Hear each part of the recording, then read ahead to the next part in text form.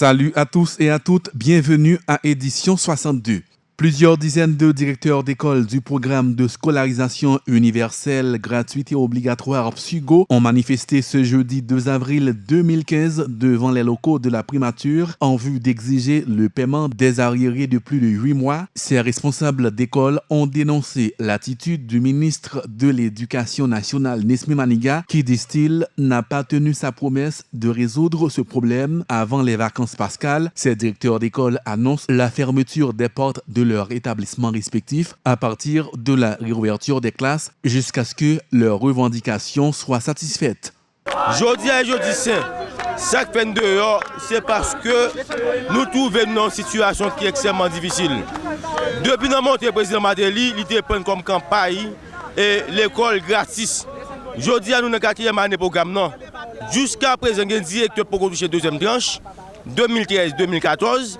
Il y a un directeur pour toucher troisième tranche 2013-2014 et je vais dire nous dans 2014-2015, nous sommes dans le 8e mois scolaire 2014-2015, nous pouvons signer un contrat, voire pour nous toucher même 8 tranches dans 2014-2015.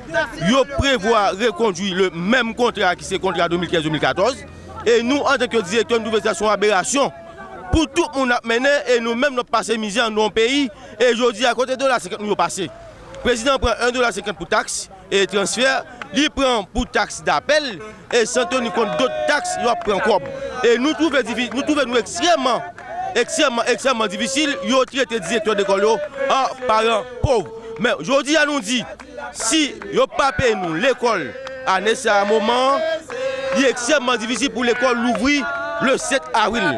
Nous trouvons que nous difficile, nous demandons PMK Plim pour prendre décision dans ça parce que nous en tant que directeur nous ne sommes pas capables. Ministre Nesmi Maniga, son gang international. Monsieur prend plaisir ramasser l'argent dans la question de transfert, ramasser l'argent sous appel, et puis le ministre dit qu'il paye toute l'école qui n'a pas PSUGO. Pourtant c'est menti. Nous pas qu'à toucher l'argent, troisième tranche. Année l'école qui passait. Pourtant, a fait toute bagaille, l'État a marché. Président pas de problème pour construire pour 9 millions de dollars. Petit président a construit Pétionville pour 4 millions de dollars. Nous exigeons, dans le plus bref délai, le paiement de la 3e, première, 2e et 3e tranche pour aller à l'école. C'est inacceptable. Nous cassons rendez-vous. Nous avons bloqué 4 départements. Nous sommes sortis Carrefour. Nous avons bloqué 4 départements à l'école ouvrière.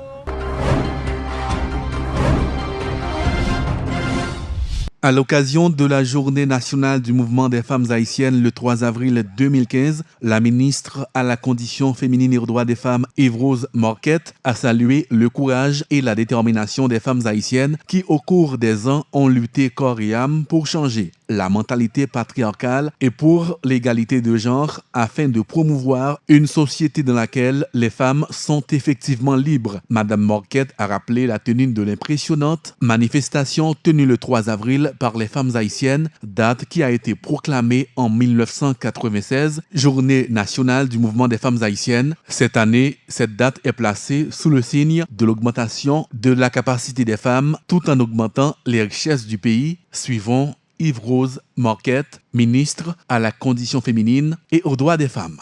En Haïti, 3 avril représente une date symbolique dans la lutte pour le respect des droits et l'égalité entre les sexes.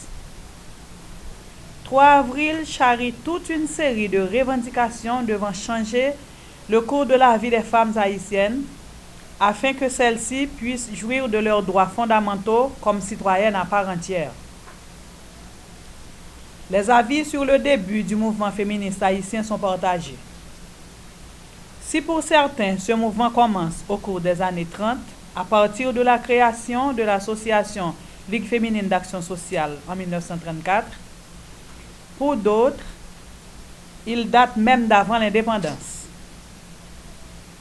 Les associations des femmes haïtiennes affirment être les descendantes directes des mains féminines qui ont construit le pays pendant 2 siècles.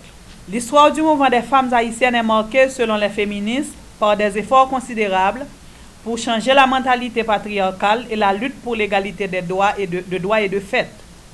afin de promouvoir une société dans laquelle les femmes sont effectivement libres. La recherche d'une citoyenneté complète pour la femme en Haïti a commencé avec les héroïnes fondatrices du pays et a été reprise en 1934, avec la création de la Ligue d'action sociale considérée comme une structure qui luttait pour amener l'État haïtien à reconnaître le droit à la femme de voter, de se présenter comme candidate à des fonctions politiques, droits qui n'ont pu être exercés pour la première fois qu'en 1957.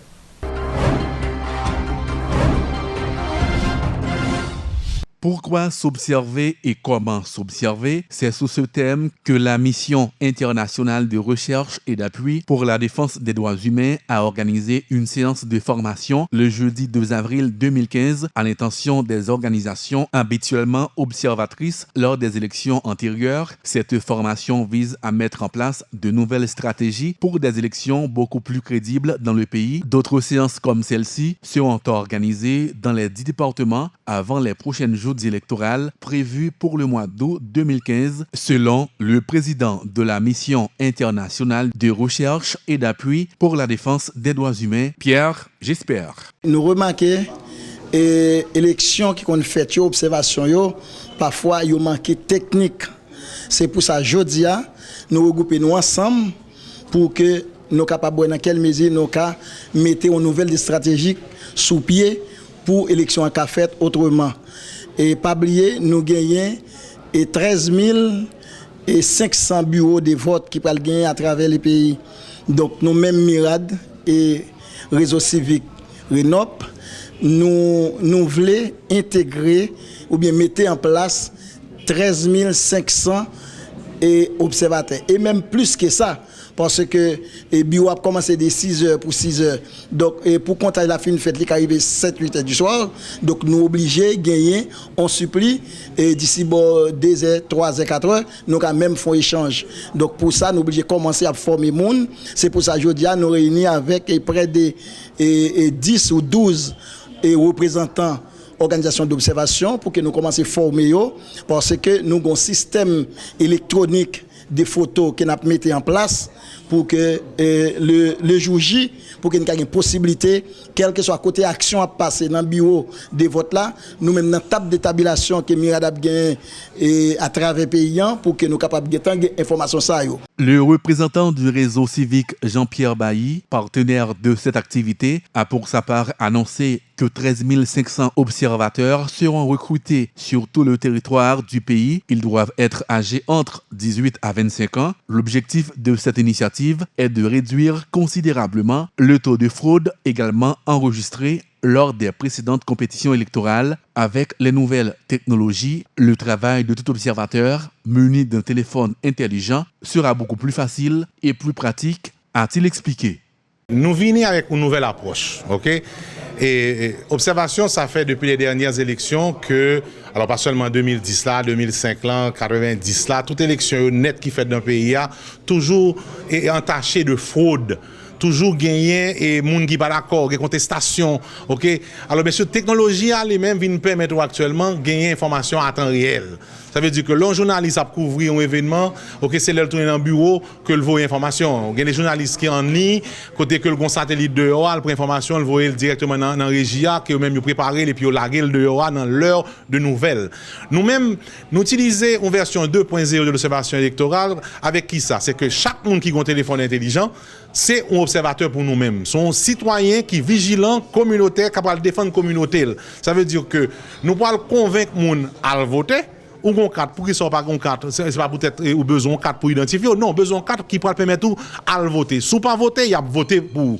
Maintenant, ou même comme citoyen qui vigilant, ou pour le voter, ou essayer de convaincre le monde pour le voter tout. Ça veut dire qu'on va bâtir réseau.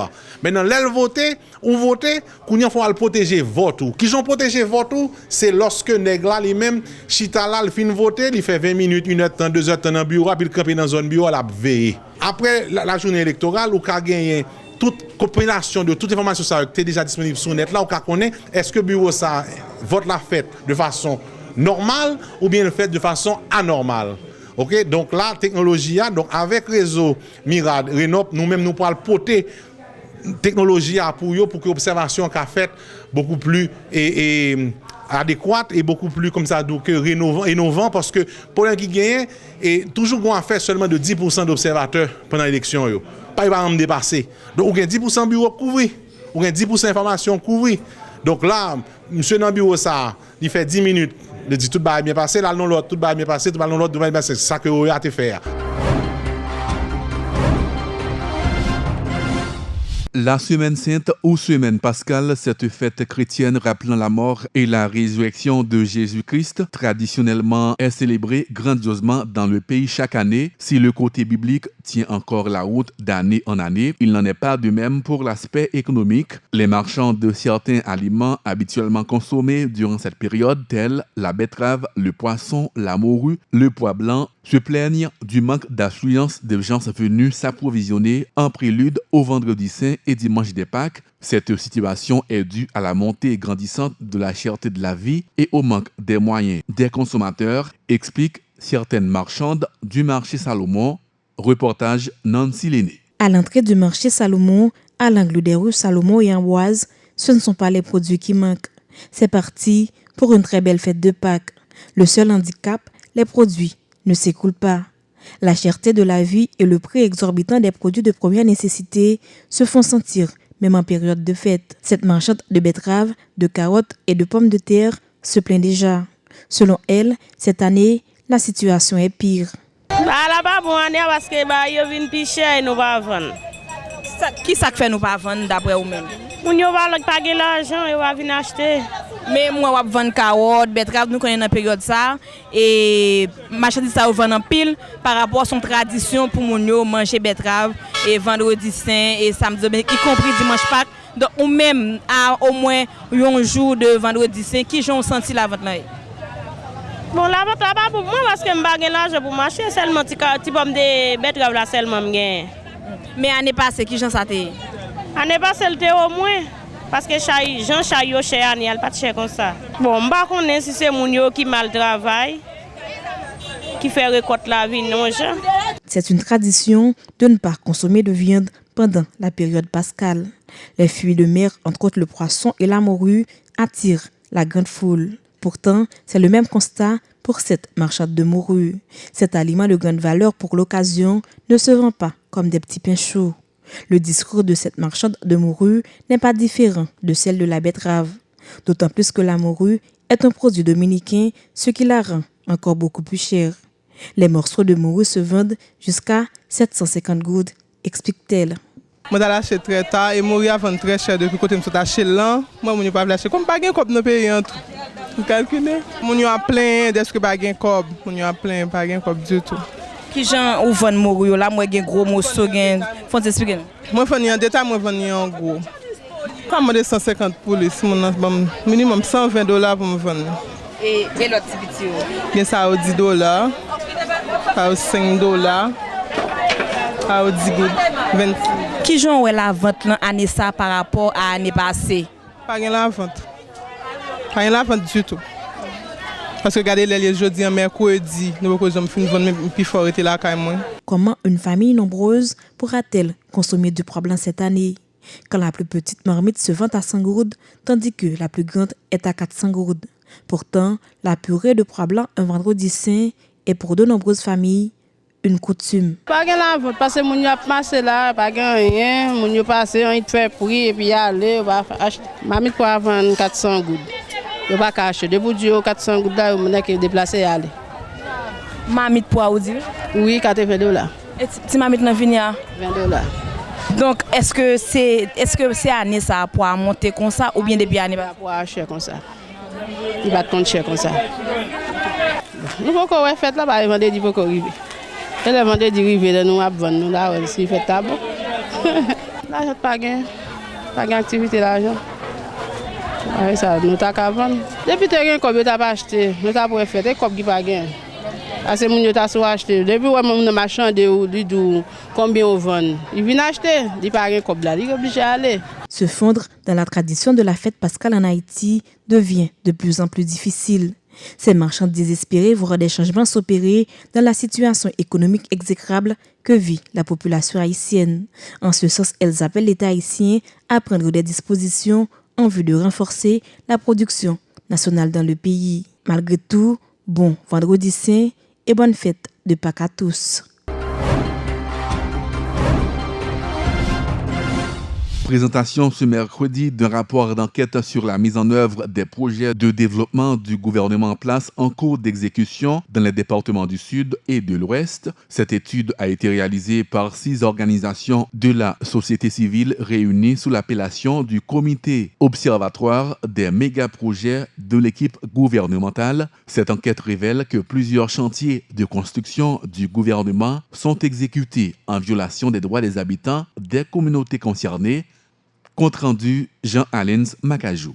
Cette étude est portée sur le projet de développement touristique de l'île à Vache, celui de la construction de l'aéroport international Antoine-Simon des Cayes et le projet de construction de la cité administrative au centre-ville de Port-au-Prince. Cette enquête a été menée pendant un mois par un groupe d'enquêteurs recrutés par le comité observatoire des méga-projets du gouvernement. Quel a été l'objectif de ce travail ? Roosevelt Jean-Félix de la POHDH répond. Objectif observatoire, c'est justement veiller et plaider à ce que question droit moun, valeur et principe droit moun yo respecté depuis la conception projet yo et exécution projet. Ça veut dire droit population en gain pour joindre information sur ça que le fait là, droit population en gain pour participer dans ça que le fait là et droit population en gain dans cadre projet pour yo respecter droit population en gain tant que droit économique, droit social et droit culturel. C'est l'objectif principal et enquête là. L'enquête souligne que tous ces projets ont été mis en route en dehors de l'implication des gens des communautés bénéficiaires.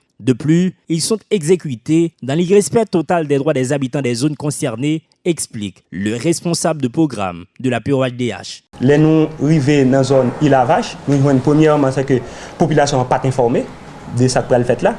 Et là, il y a cherché information bon côté autorité gouvernement. Au lieu que le gouvernement baille information sur effectivement qui ça le fait là, les renforcer question de la police, les renforcer question de la justice, juste pour faire répression sur la population, justement pour imposer la population avec projet sans que yo pas joindre information. C'est pour montrer que non seulement yo viole les droits moun yo gain pour joindre information, mais en même temps dans la conception projet yo pas prendre en compte question principale activité économique moun yo qui fait dans zone qui c'est agriculture et élevage. Fort de ce constat, le comité a produit une recommandation aux autorités gouvernementales de manière à revoir le mode d'exécution des projets de développement. Nous demandons pour l'État respecter les droits économiques, droits fondamentaux, droits économiques, sociaux et culturels de la population.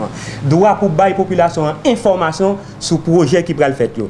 Et puis nous demandons pour le camper sur le climat de répression qu'il a fait sur la population, il a vache là.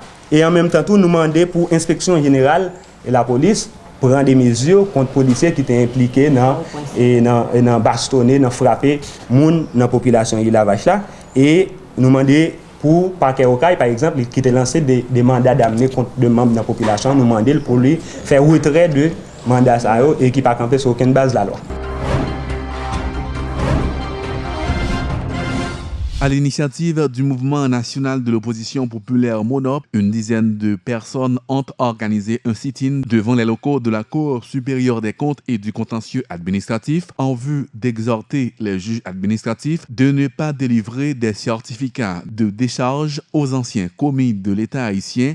Les manifestants invitent la population à la poursuite de la mobilisation contre le pouvoir en place. Une équipe de Télégalaxie s'est rendue sur place. 10 heures tapantes. Chose dite, chose faite. Ils l'avaient annoncé depuis une semaine.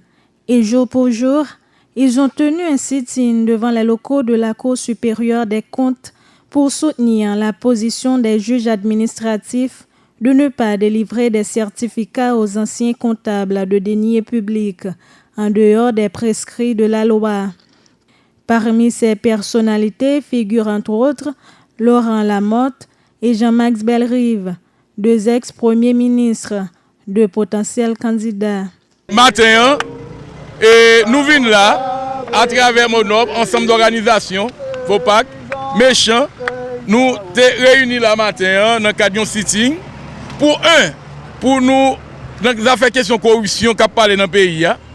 Question l'argent Petro-Caribéen nous connaît qui gagoté et personne ne va jamais dire rien. Jodi a gan pile tentative qu'a fait bon côté international là, bon côté la mode pour jouer une décharge non mais Cour supérieur des comptes. Et toute information nous gagne 2 millions de dollars qui déjà disponible pour la mode joindre décharger dans Cour supérieur des comptes. Et mais nous-mêmes nous venons là, nous venons demander conseiller Cour supérieur des comptes est-ce que il y a qu'un dignité ou bien est-ce que y a quitté l'argent mené yo? Le secrétaire général du MONOP, André Fado, a émis des doutes sur la volonté réelle du pouvoir en place d'organiser des élections pour cette année 2015. Il a critiqué vertement les partis politiques qui se sont engagés dans le processus électoral. Selon lui, la meilleure solution pour résoudre la crise haïtienne, c'est par la mobilisation. Nous avons continué à mobiliser. D'ailleurs, nous croyons en mobilisation et nous disons encore, toute mise en place que vous avez faite là, pas de question élection qu'a fait. Nous avons fait une sélection championnat Bizango piqué collé dans le pays pour laguer le pays dans la toublaï. Nous-mêmes, comme nous qui avisé, nous-mêmes, comme nous qui fait politique dans le pays, qui est responsable, nous dit avec les leaders, pas le porter tête nous dans sa calé là, parce que la disposition qu'a pris là, ce n'est pas élection. On nous prend le registre électoral. Jusqu'à présent, il y a un paquet de monde qui mourit. Et maintenant, ils n'ont pas renouvelé son façon pour tout le monde mourir ça, à passer dans le registre électoral. Là, nous prenons le calendrier électoral là seulement, tout le monde constate qu'il n'y a pas aucun parti politique qui est capable de respecter le calendrier électoral. Ça. Et mais ensemble de dérives, il y a informatisé l'élection. Pendant ce temps, il y a 60% de monde qui est analphabète dans le pays et il y a demandé c'est sous ordinateur pour aller voter. C'est une première parmi la série de manifestations pour veiller au grain et serrer les rangs. Il est temps de faire respecter la loi en Haïti. Mieux vaut tard que jamais. Ce sit-in a été organisé par MONOP, FOPOC, Embarqué pour changer.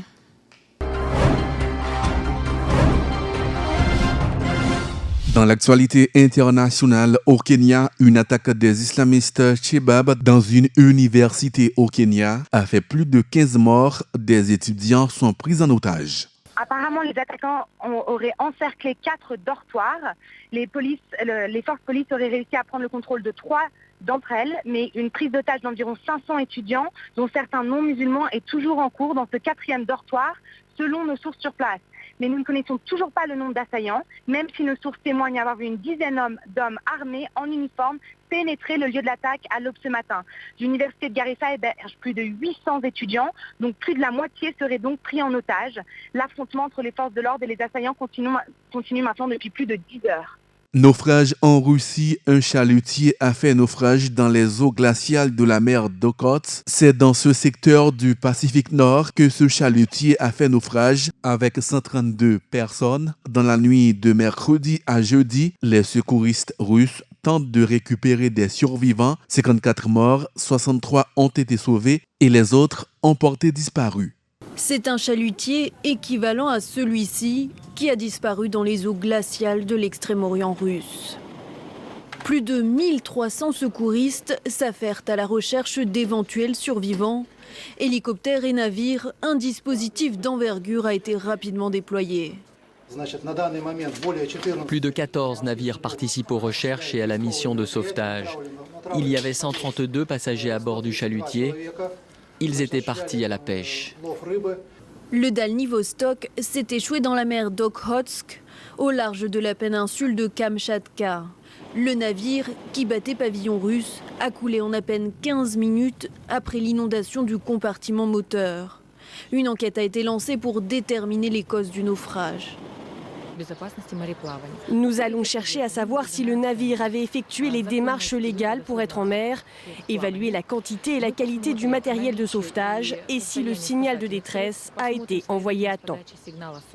Une collision avec un bloc de glace pourrait être à l'origine de l'accident. Ce naufrage d'un chalutier de pêche est le plus meurtrier de ces dernières années dans les eaux russes.